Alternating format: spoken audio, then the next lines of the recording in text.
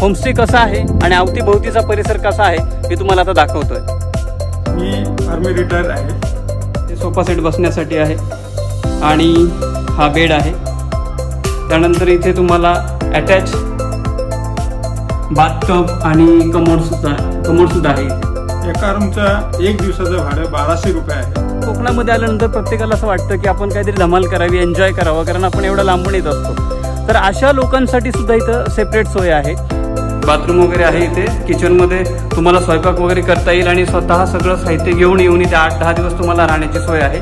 त्याचे काय चार्जेस वगैरे असतील ते काका तुम्हाला फोनवरती सांगतील। 2 किंवा 3 दिवसापेक्षा जास्त राहायचं असेल तर 100% 1200 पेक्षा ते बजेट थोडंसं कमी होणारच आहे।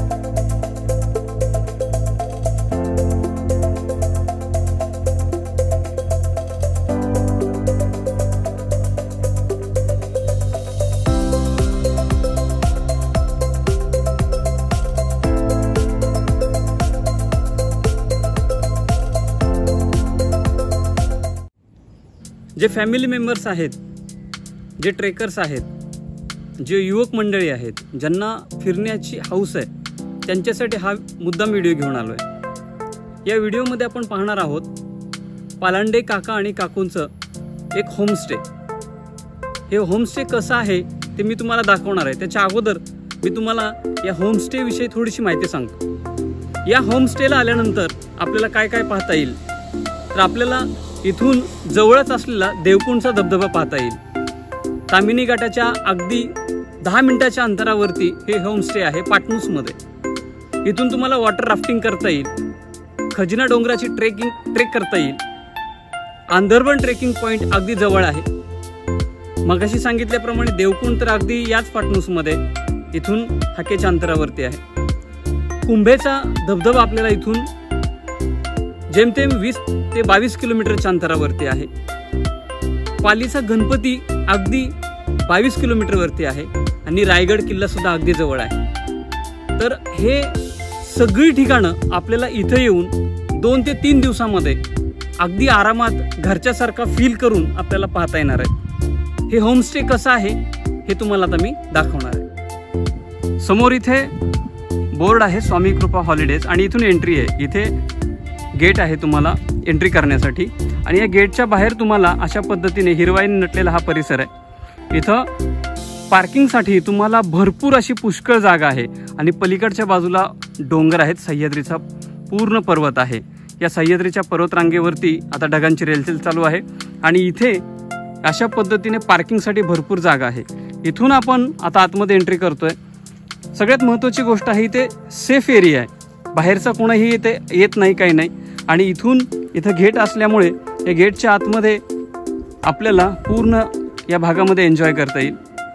इथून एंट्री मारल्याबरोबर हे अशा पद्धतीने हा रस्ता आहे होमस्टेच्या आतमध्ये जाण्यासाठी। अगदी खेड्यामध्ये कोकणाचा फील तुम्हाला या भागात येणार आहे। इथून आतमध्ये एंट्री केल्यानंतर इथे गेट आहे दुसरं आणि या गेटच्या मध्ये आपल्याला होमस्टेचा जो सगळे रूम्स आहेत ते बघायला मिळणार आहेत। हा एरिया आहे बाहेरचा। इथे आपण मस्त आरामामध्ये मित्रांबरोबर आपल्या फॅमिलीबरोबर गप्पा मारू शकतो आणि इथं आल्यानंतर तुम्हाला कोकणातला फील 100% येणार आहे, कारण या बाहेरच्या भागामध्ये या परसातील नारळ इथे सुकायला टाकलेले आहेत। आणि यानंतर हा भाग झाल्यानंतर आता आतमध्ये जातो आपण। इथे काही रूम्स आहेत। हा हॉल आहे, हे काका आहेत पालांडे काका, आणि इथे अशा पद्धतीने सोफा सेट आहे। हा हॉल आहे कॉमन। इथे बसण्यासाठी गप्पा मारण्यासाठी तुम्हाला अगदी खूप छान असा हॉल आहे। टीव्ही बघण्यासाठी आहे इथे। यानंतर इथे या रूम्स आहेत, या रूम्स आहेत। ही रूम आहे आणि इथून आतमध्ये इथे टॉयलेट आणि संडास बाथरूम अटॅच आहे। इथे कमोड सिस्टीम आहे, याच्यामध्ये संडास आणि बाथरूम दोन्ही अटॅच आहेत। हवेशीर आहे। पाठीमागच्या बाजूचा हा नजारा बघा, इथेही खूप कम्फर्टेबल व्यवस्थित आहे आणि स्पेसियस आहे आणि अगदी स्वच्छ टापटीपणा आहे इथे। यानंतर ही एक रूम आहे, यानंतर पलीकडची रूम बघूयात आपण. इथे दुसरी रूम आहे. इथेही तुम्हाला सेपरेट तुमच्या फॅमिली मेंबरसाठी इथे सोफा सेट बसण्यासाठी आहे आणि हा बेड आहे. त्यानंतर इथे तुम्हाला अटॅच बाथटब आणि कमोड सुद्धा आहे. इथे गिझर सुद्धा आहे वरच्या बाजूला. एक मिनटं. हा, इथे गिझर आहे तुम्हाला गरम पाणी थंड पाण्यासाठी आणि वॉश बेसिन सर्व सुविधा आहे इथे तुम्हाला. यानंतर ही सेकंड रूम. यानंतर तिसऱ्या रूमकडे जातोय आपण. सेम अशाच पद्धतीने पलीकडच्या पण रूम आहेत.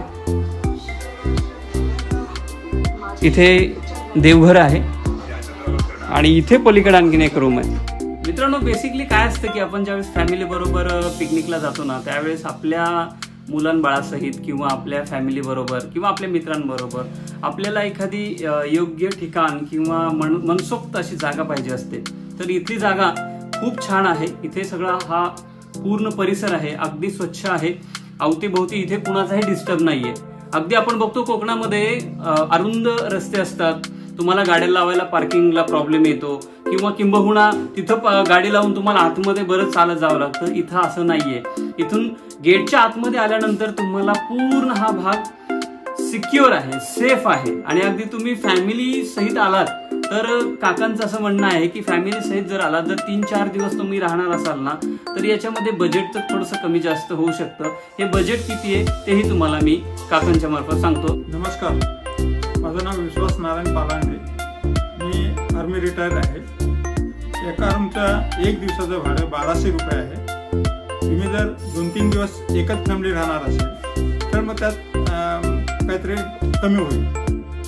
मित्रांनो, होमस्टेचं बजेट तर काकांनी तुम्हाला सांगितलं, पण काही वेळा काय होतं की आपण आपल्या ग्रुप सोबत येतो. ग्रुपमध्ये 40-50 मेंबर्स असतात किंवा मित्र वगैरे असतात आणि कोकणामध्ये आल्यानंतर प्रत्येकाला असं वाटतं की आपण काहीतरी धमाल करावी, एन्जॉय करावं, कारण आपण एवढा लांबून येत असतो. तर अशा लोकांसाठी सुद्धा इथं सेपरेट सोय आहे. मित्रांनो, जे ग्रुपमध्ये येणार आहेत ना, त्यांच्यासाठी जर होमस्टे नको असेल तर अगदी इथूनच जवळ याच एरियामध्ये सेपरेट, म्हणजे तुम्ही इथं आल्यानंतर तुम्हाला मस्त एन्जॉय करायचं असेल ना, तर इकडे तुम्हाला सेपरेट राहण्याची सोय आहे आणि तिथला चार्ज अगदी कमी आहे. तो किती आहे ते मी तुम्हाला सांगणार आहे. अगोदर तो एरिया बघून घेऊ आपण. हे सेपरेट इकडे राहण्यासाठी आहे. इथे आल्यानंतर तुम्हाला मस्तपैकी एन्जॉय करता येईल. इथे तुम्हाला कोणाचाही डिस्टर्ब नाही आहे. आणि समोरच्या बाजूला बघा, झाडी भरपूर आहे. इथेही भरपूर झाडी आहे. उन्हाळ्याच्या दिवसामध्ये इथे टेंट वगैरे टाकून सुद्धा कॅम्पिंग चालते. म्हणजे उन्हाळ्यात जरी तुम्ही आलात ना इथे, तरी तुम्हाला अगदी मजेत, उन्हाळा असेल हिवाळा असेल, या दिवसामध्ये अगदी एन्जॉय करता येईल. आणि हा निसर्गाने अगदी समृद्ध असा भाग आहे.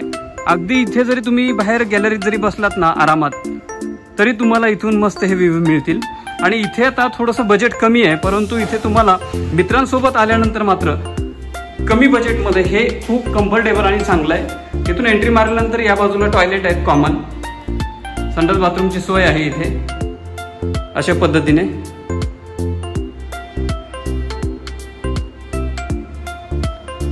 आणि इथे सेपरेट रूम्स आहेत, म्हणजे अगदी अशा पण आहेत रूम्स.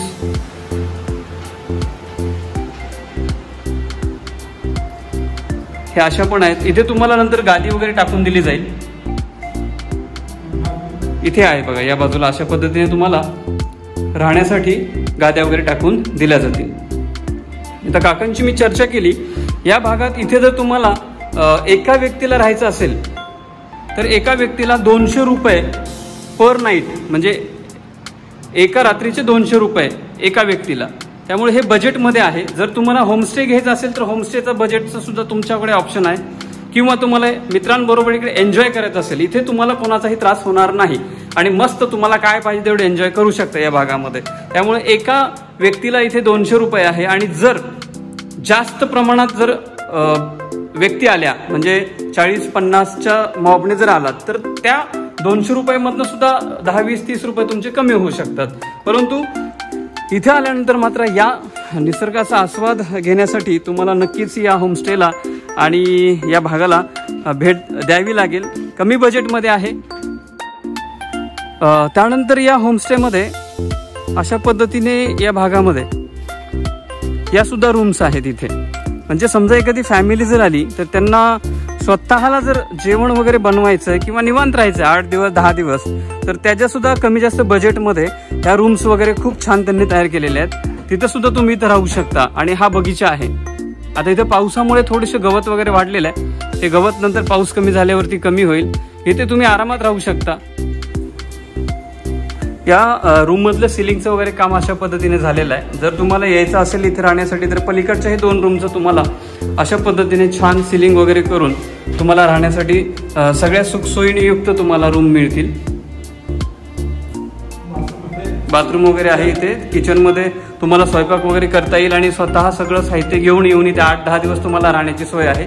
त्याचे काय चार्जेस वगैरे असतील ते काका तुम्हाला फोनवरती सांगतील. आणि सर्वात महत्त्वाचं म्हणजे बुकिंग करत असताना तुम्हाला 10-20% अमाऊंट अगोदर पेड करावी लागेल आणि ती बुकिंग क्लिअर झाल्यानंतर मात्र तुम्हाला इथे राहायला येता येईल.